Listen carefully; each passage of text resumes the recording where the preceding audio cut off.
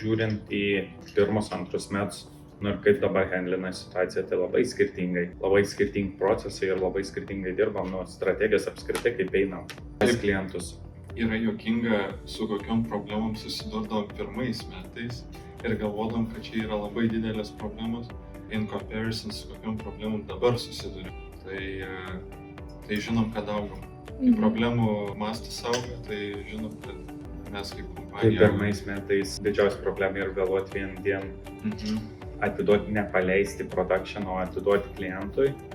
Tiesiog klientui atiduoti pasitestuoti ir čia yra didžiausia problema pasaulyje. O dabar viena iš didesnių problemų yra, kai kažkoks tai milžiniškas apps nulūžt penktadienį 11 vakar ir iki 5 ryt reikia sėdėti, kad jie atgaivinti, nes pusė Lietuvos kažko naudotis negali.